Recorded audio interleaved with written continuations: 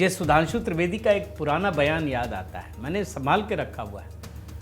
उन्होंने एक ही बार कहा और दोबारा कभी मैंने सुना नहीं। वो कहते हैं कि 2014 से पहले यह देश आंशिक रूप से मुस्लिम राष्ट्र था, अब भी वही बना रहे हैं ये मैं कहना चाहता हूं कि 2014 से पहले यह देश आंशिक मुस्लिम राष्ट्र था। मैं आपको दिखाता हूं, सिर्फ 5 दिखाता हूं, ज्यादा नहीं दिखाऊंगा। ये गांधी परिवार ने क्या किया है, क्यों किया है। पहला, 1976 इंदिरा गांधी इमरजेंसी क्यों थोपी? धर्मनिरपेक्षता जोड़ने के लिए संविधान में। संविधान निर्माताओं ने धर्मनिरपेक्ष नहीं बनाया था, धर्म सापेक्ष देश था, हर किसी को अधिकार था। धर्मनिरपेक्षता इसलिए जोड़ दिया कि मुसलमानों को अधिकार मिले। और इस देश में याद रखिए, धर्मनिरपेक्षता का पूरा खेल सिर्फ मुसलमानों के लिए करते हैं। ये इस्लामिक राष्ट्र बनाने की दिशा में था कदम, अगर आप समझना चाहते हैं। दूसरा देखिए, 46वें संशोधन में अलीगढ़ मुस्लिम विश्वविद्यालय को अल्पसंख्यक का दर्जा दे दिया।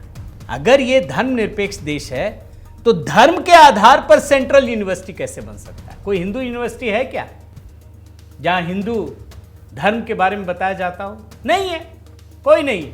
मुसलमानों के लिए बना दिया। ये धर्मनिरपेक्ष देश है। ये भी इंदिरा गांधी ने किया था। और आगे बढ़िए, 1986 याद है ना, शाहबानो केस। राजीव गांधी का दिखाता हूं। नेहरू का तो आप देख ही रहे हैं सब कुछ।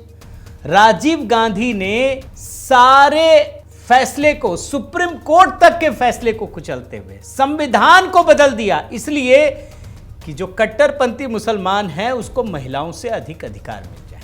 कोई भी सभ्य देश ऐसा कर ही नहीं सकता दोस्तों, कभी नहीं हो सकता। कोर्ट हैरान थी, कोर्ट को भी कुचल दिया एक तरीके से।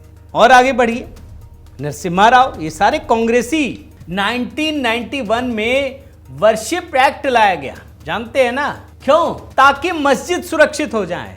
ये देश कभी अपनी संस्कृति को रिक्लेम कर ही ना सके। और दुनिया में पहला ऐसा कानून बना, जो कानून बनता है तो आज से बनता है ना, इन्होंने 1947 से कर दिया। किसको प्रोटेक्ट किया? क्या सिखों के धरोहर को? क्या जैनियों के, बौद्धों के?